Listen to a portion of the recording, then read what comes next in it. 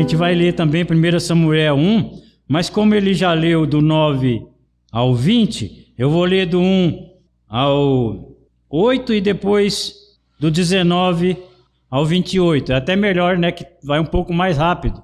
1 Samuel, capítulo 1.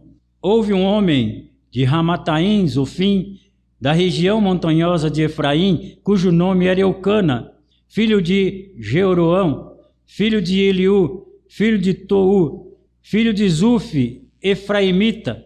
Tinha ele 2 mulheres, uma se chamava Ana e outra Penina. Penina tinha filhos, Ana, porém, não os tinha. Este homem subia da sua cidade de ano em ano a adorar e a sacrificar ao Senhor dos Exércitos em Siló. Estavam ali os 2 filhos de Eli, Ofni e Finéias, como sacerdotes do Senhor. No dia em que Eucana oferecia o seu sacrifício, dava ele porção deste a Penina sua mulher e a todos seus filhos. A Ana, porém, dava porção dupla, porque ele a amava, ainda mesmo que o Senhor a houvesse deixado estéril. A sua rival a provocava excessivamente para a irritar, porquanto o Senhor lhe havia cerrado a madre. E assim o fazia ele de ano em ano, e todas as vezes que Ana subia à casa do Senhor, a outra a irritava, pelo que chorava e não comia. Então Eucana, seu marido, lhe disse: Ana, por que choras e por que não comes? E por que estás de coração triste? Não sou eu melhor do que 10 filhos? Vamos agora ao 19. Levantaram-se de madrugada e adoraram perante o Senhor, e voltaram e chegaram à sua casa a Ramá. Eucana coabitou com Ana, sua mulher, e lembrando-se dela o Senhor, ela concebeu e teve o devido tempo um filho que chamou Samuel, pois dizia: do Senhor o pedi. Subiu Eucana, seu marido, com toda a sua casa a oferecer ao Senhor o sacrifício anual e a cumprir o seu voto. Ana, porém, não subiu e disse a seu marido: quando for o menino desmamado, levá-lo-ei para ser apresentado perante o Senhor e para lá ficar para sempre. Respondeu-lhe Eucana, seu marido: faça o que melhor te agrade, fica até que o desmame, tão somente confirme o Senhor a sua palavra. Assim ficou a mulher e criou o filho no peito até que o desmamou. Havendo desmamado, levou-o consigo com um novilho de 3 anos, um efa de farinha e um odre de vinho, e o apresentou à casa do Senhor a Siló. Era um menino ainda muito criança. Imolaram o novilho, trouxeram o menino a Eli, e disse ela: ah, meu senhor, tão certo como vives, eu sou aquela mulher que aqui esteve contigo orando ao Senhor. Por este menino orava eu, e o Senhor me concedeu a petição que eu lhe fizera, pelo que também o trago como devolvido ao Senhor por todos os dias que viver, pois do Senhor o pedi. E eles adoraram ali ao Senhor. Oremos. Senhor Deus, nós agradecemos, meu Pai, pelo privilégio de poder, Senhor Deus, estar na sua casa e ouvir e pregar a sua palavra. Abençoa-nos, nos dê sabedoria, em nome de Jesus Cristo. Amém. Meus irmãos, nós, quando fazemos a nossa decisão de congregarmos na igreja presbiteriana, em uma igreja reformada, nós sabemos, né, que da teologia que a nossa igreja usa, né, nós sabemos, por exemplo, da questão do batismo, né, aos quais nós trazemos os nossos filhos para serem batizados, porque a gente estuda, principalmente nós que vamos ao seminário, a teologia do pacto, né? Nós sabemos que o nosso Deus, Ele escolhe, é Ele quem escolhe a cada um de nós, é Ele quem nos salva, e nós cremos que os nossos filhos são herança do Senhor. Nós trazemos os nossos filhos ao batismo, e o pastor, no momento em que nós trazemos os nossos filhos ao batismo, ele faz aquelas perguntas a nós, se nós realmente, vamos criar os nossos filhos na disciplina, no caminho do Senhor, vamos levá-los à igreja, vamos ensiná-los no caminho do Senhor, todas aquelas questões rituais que é necessário que nós falemos ao trazermos os nossos filhos ao batismo. E nós assim o fazemos porque nós cremos que os nossos filhos, eles são herança do Senhor. Nós também sabemos que a questão da decisão não cabe a nós. Nós cumprimos a promessa, mas lá em Ezequiel, o profeta, ele fala que nem o pai vai levar a culpa do filho e nem o filho vai levar a culpa do pai. Nós temos que fazer a nossa parte, nós temos que ter a nossa fé e cumprirmos e crermos que quando chegar o momento certo, os nossos filhos, eles vão estar com o Senhor. O maior exemplo talvez que nós temos disso é aquele ladrão que estava ao lado de Jesus na cruz. E não sei se aquele rapaz ele foi criado, nós sabemos que ele simplesmente era um ladrão.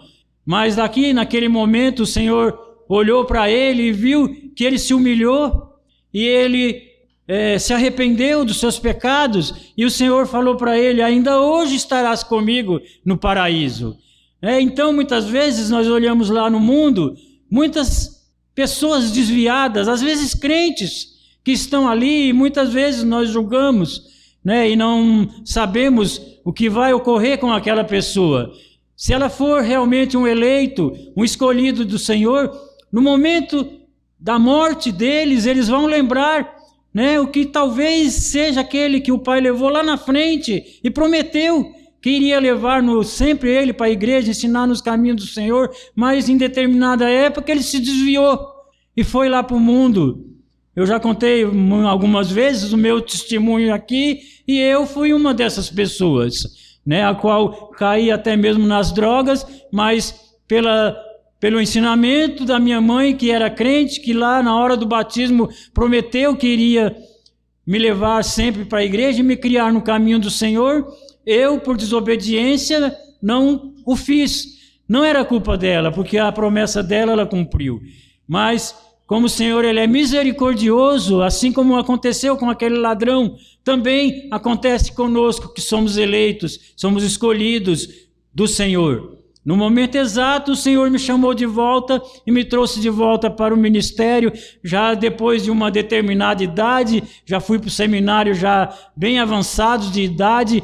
Quando eu fui para o JMC, eu já estava com mais de 45 anos, mas o Senhor assim cumpriu as promessas que tinha em minha vida, e eu estou aqui agora como um ministro, como um pastor, graças tanto ao ensinamento que minha mãe fez, como também aos propósitos que Deus tem na vida de cada um de nós. Então, as mães, elas têm essa obrigação, de criar os filhos no caminho do Senhor, e nós pais também, mas muitas vezes nós sofremos, por às vezes ver um filho lá desviado no mundo, assim como ocorreu com a minha mãe, que partiu para a eternidade sem ver eu já de volta para os caminhos do Senhor. Mas eu tenho plena certeza, que lá no céu, quando Jesus voltar e nós todos estarmos lá reunidos com o Senhor, novamente nós iremos nos encontrar e podermos ter uma vida eterna agora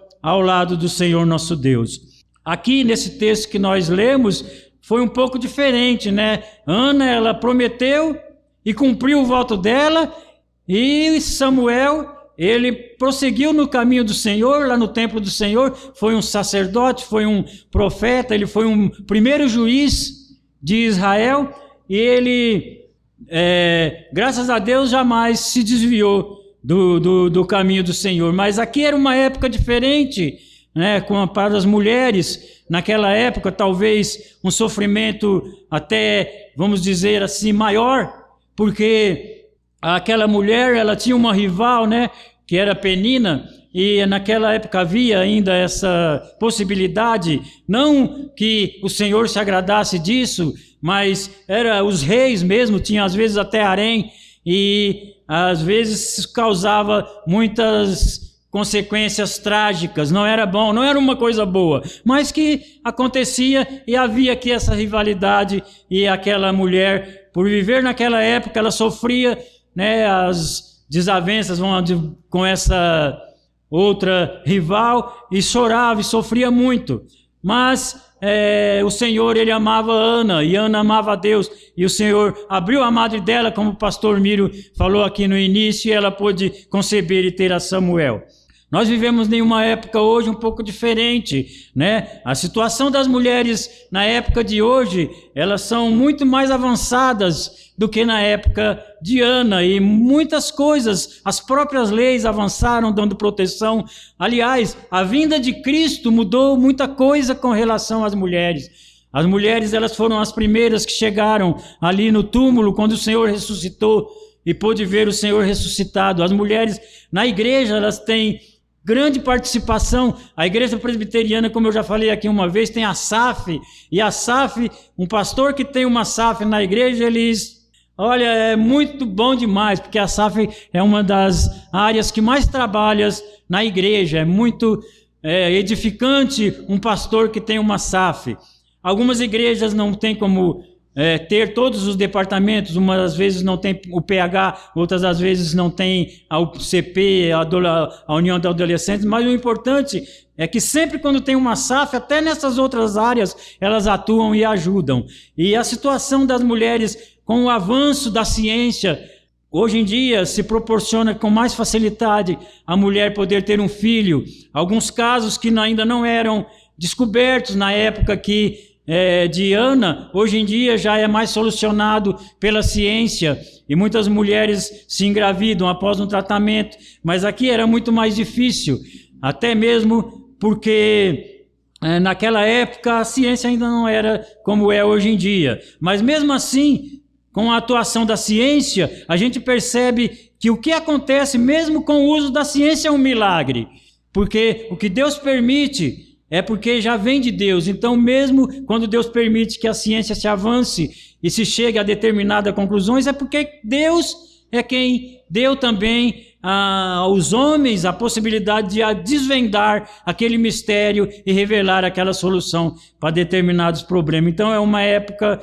realmente de muito avanço científico, que foi profetizado pelo profeta Daniel no livro dele, que iríamos chegar nessa época que nós vivemos com o avanço da ciência, mas o que a gente tem que levar em consideração com relação a tudo isso é que também estaria bem mais próximo da volta de Cristo. Então, quando a gente olha para todas essas coisas que acontecem, a gente tem que estar ciente que Cristo está às portas, Jesus está voltando. Tudo que está acontecendo aí é porque está se cumprindo a palavra de Deus. E graças a Deus, nós que temos o Espírito Santo habitando em nós, nós ficamos ainda mais sossegados, esperando ardentemente a volta do Senhor Jesus, porque vai ser maravilhoso a nós nos encontrarmos com o Senhor, se nós morrermos antes, através da morte, ou então se Ele voltar através do arrebatamento, estar para sempre com o Senhor, o que o apóstolo Paulo fala, que é infinitamente melhor, é 1000 vezes melhor nós estarmos com o Senhor. Mas enquanto isso não acontece, o apóstolo Paulo também, ele diz: aqui também eu vou viver para a glória de Deus, e o que eu fizer eu quero que seja engrandecido o nome do Senhor. E essa que é a vida do cristão, a vida do crente. Então, quando nós olhamos para esses servos do passado,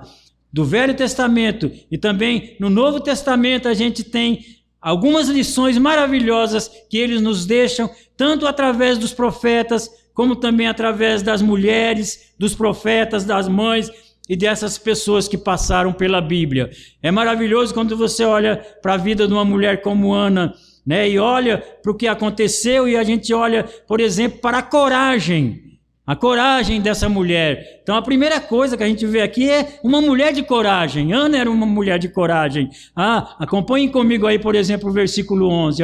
Fez um voto dizendo: Senhor dos exércitos, se benignamente atenderes para a aflição da tua serva, e de mim te lembrares da tua serva, não te esqueceres e lhe deres um filho varão, ao Senhor te darei por todos os dias da sua vida, e sobre a sua cabeça não passará navalha. Então, ela fez um voto de coragem, né? E o tema que eu tirei para essa mensagem de hoje, nossa, era a melhor decisão que uma mãe pode tomar. A melhor decisão que uma mãe pode tomar é uma decisão de coragem, como essa aqui que Ana teve, de dedicar o seu filho a Deus, de dedicar Samuel para o Senhor, para trabalhar na obra do Senhor. E quando nós trazemos os nossos filhos ao batismo, o que nós estamos fazendo? Nós também estamos dedicando os nossos filhos para o Senhor. Existem, é lógico, a gente sabe, outras teologias, outras igrejas que não batizam as crianças, mas que trazem para apresentar e depois de uma certa época batizam. Mas independente dessa questão, o crente, a obrigação dele é criar os filhos no caminho do Senhor. E o que acontecer com os filhos é acreditar em Deus, porque muitas vezes o Senhor nos prova. Muitas vezes o Senhor prova um pai, às vezes vendo um filho lá no mundo desviado, mas aquele filho, o pai sempre orando, pedindo por ele, no momento certo Deus trará de volta para os caminhos do Senhor. Então é uma decisão corajosa que Ana teve, que nós todos devemos ter, né? A coragem dessa mulher, Ana, mas não só a coragem também, não. A humildade, né? Uma das maiores características do crente é ele ser humilde.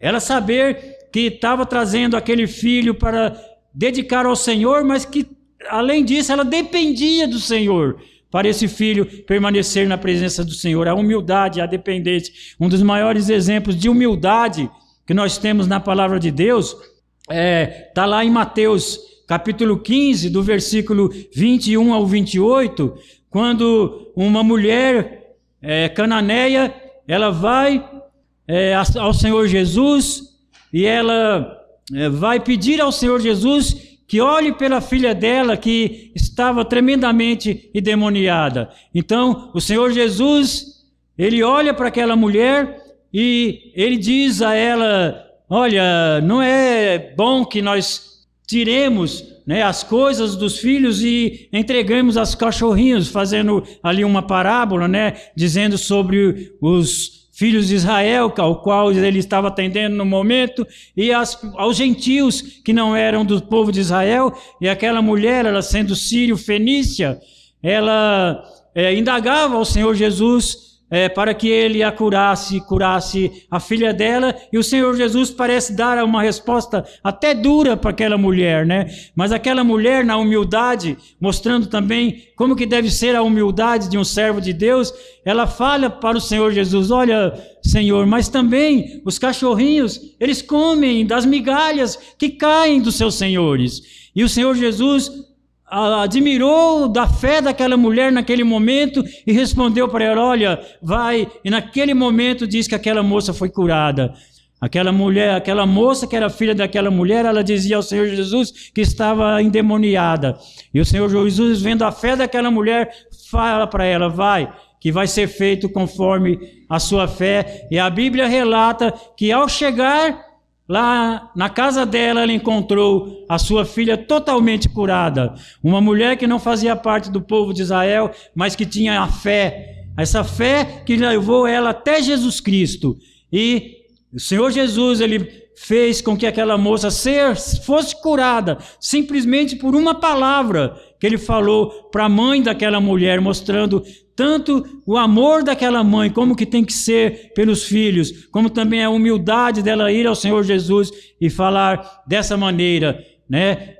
Dizendo que os cachorrinhos também comiam das migalhas que caem dos seus senhores, mostrando a humildade como muitas vezes deve haver no nosso coração. Nós temos que ser humildes muitas vezes e chegarmos ao Senhor Jesus sabendo dessa condição que nós temos na nossa vida. Às vezes é necessário que nós choremos, que nós oremos pelos nossos filhos, tanto as mães quanto os pais. E nós sabemos que principalmente as mães são mulheres de oração que jamais deixam de orar pelos seus filhos. Então, queridos, é maravilhoso quando a gente olha para a vida de mães e de mulheres que agem assim. E um segundo ensinamento que ela vai deixar aí para nós é que a paz que produziu o voto dela, né? Produziu paz no seu coração. Olha aí o versículo 17 e 18. Então lhe respondeu Eli: vai-te em paz, e o Deus de Israel lhe conceda a petição que lhe fizeste. E disse ela: ache a tua serva mercê diante de ti. Assim a mulher se foi seu caminho a comer, e o seu semblante já não era triste, né? Então, é uma coisa que acontece com o nosso semblante, muitas vezes quando a gente passa por decepções, por tristeza, é que ele cai, nós ficamos tristes, nós ficamos decepcionados. Muitas vezes, nós mesmo crentes, chegamos até a ficar com depressão, mas o Senhor, Ele nos cura, Ele nos levanta novamente, e assim Ele fez com Ana. Quando Eli mandou ela voltar para casa, e ela voltou já feliz, sabendo que Deus já havia ouvido a oração dela. E ela foi feliz, sabendo que Deus iria responder a oração dela. E aí a gente pode ver depois o resultado do voto dela, ali no versículo 19 e 20, né? Onde diz assim: levantaram-se de madrugada e adoraram perante o Senhor, e voltaram e chegaram à sua casa, a Ramá. Eucana coabitou com Ana, sua mulher, e lembrando-se dela o Senhor, ela concebeu, e passado o devido tempo teve um filho, que chamou Samuel, que dizia: do Senhor o pedi. Então o Senhor, Ele responde às nossas orações. Nós temos que ter fé. Você que tem um filho, muitas vezes, que ainda não está no caminho do Senhor, não deixe de orar por ele.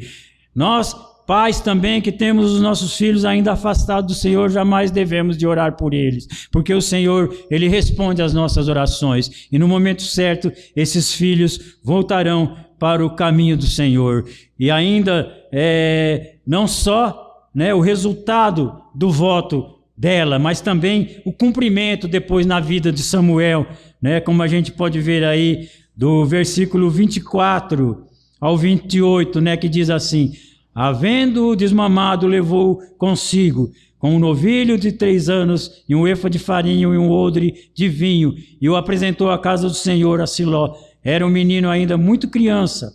Imolaram o novilho e trouxeram o menino a Eli. E disse ela: ah, meu senhor, tão certo como vives, eu sou aquela mulher que esteve aqui orando ao Senhor. Por esse menino orava eu, e o Senhor me concedeu a petição que eu lhe fizera, pelo que também o trago como devolvido ao Senhor por todos os dias que viver, pois o Senhor o pedi, e eles adoraram ali ao Senhor. Então, é maravilhoso, meus irmãos, a obra como que o Senhor trabalha nas nossas vidas, tanto nas vidas de pessoas como nós, como trabalhou na vida de pessoas do passado. Uma das mulheres que a gente mais admira na história da igreja é Susan Wesley, né? Susan Wesley era mãe de John Wesley e de Carlos Wesley, uma mulher que criou vários filhos, mas a história diz que ela, muitas vezes, chorava pelos seus filhos, trancada no seu quarto, vendo o mundo daquela época, que não era diferente do mundo de hoje, né, no tocante às tentações que vinham sobre seus filhos. Mas a história da igreja ensina que aquela mulher, ela orava pelo menos 2 horas, trancada no seu quarto, pelos seus filhos. E a resposta que Deus enviou para Susana Wesley foi João Wesley, um dos maiores evangelistas que a gente conhece na história da igreja. Mas não só isso, acompanhava o seu irmão, Carlos Wesley, que foi um dos maiores cantores de músicas evangélicas, de hinos daquela época. Então, o Senhor, Ele jamais desampara, né, uma mulher de oração, uma mãe de oração. E quando a gente resolve pregar, assim como nós falamos hoje, né, tanto o pastor Miro quanto eu, sobre esse texto sobre Ana, coisas do Espírito Santo, né, que nos faz lembrar e trazer ainda para a época de hoje esses exemplos. E nós temos exemplos vários na história da igreja sobre mulheres que oraram pelos seus filhos. Uma outra atual agora é a mãe do reverendo Hernandes Dias Lopes, né? Eu não sei se vocês já puderam ver o testemunho do reverendo Hernandes Dias Lopes, mas o reverendo Hernandes Dias Lopes, ele conta da importância que foi as orações e a vida da sua mãe, que aos médicos diziam que ela não poderia tê-lo, né? Era para que ela o abortasse, mas ela jamais desistiu e teve o reverendo Hernandes, né? E através das orações nós vemos hoje em dia aí o pregador que é o reverendo Hernandes Dias Lopes hoje em dia. Então são histórias reais que não negam o valor e o trabalho da mãe na vida, tanto de homens do passado, como de homens de um passado mais próximo, como o John Wesley, e de homens também como o reverendo Hernandes e tantos outros que estão aí, e esse aqui que vos fala também, que é fruto das orações de sua mãe. Então, que nós realmente podemos olhar e ver as consequências do voto cumprido na vida do profeta Samuel, que foi um exemplo, né, para qualquer pessoa, mesmo que depois os seus filhos não viessem a ser como ele, mas ele mostra o que é realmente o valor de uma mãe orar pelos seus filhos, que nós continuemos em oração,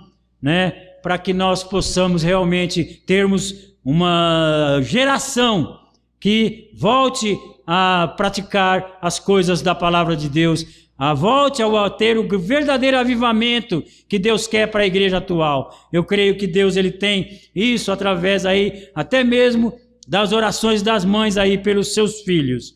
E também o maior exemplo de mãe que nós temos na Bíblia, né, que é aquela mocinha, aquela adolescente, praticamente lá em Jerusalém, com seus, a Bíblia não fala exatamente, mas uma adolescente, sei lá, dos seus 15, 16 anos, que trouxe o nosso Salvador, o nosso Senhor Jesus Cristo.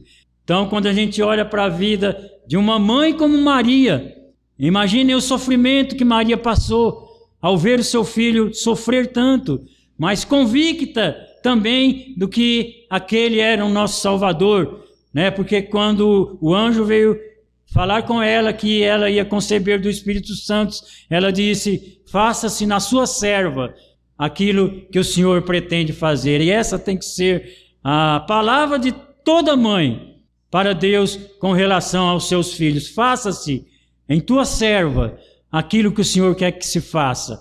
E eu creio que o Senhor vai abençoar, né? E mesmo, né, nós hoje, já tendo o Salvador, já não olhando mais um sofrimento, talvez não seja igual o que Maria sofreu pelo seu filho, mas a alegria vai ser a mesma, porque em breve também nós vamos estar lá, aqueles que ainda estão agora com as suas mães, que a homenageiem enquanto está viva, né? E aqueles que a mãe já partiu, sabendo que vamos poder homenageá-la, porque eu não a homenageei, eu dei muito sofrimento, né, para ela, mas eu creio que o Senhor Jesus me perdoou, e através da semente que é do Evangelho que ela plantou no meu coração, eu também vou levar esse Evangelho a muitas e muitas outras mães, aonde o Senhor me enviar. Oremos, irmãos.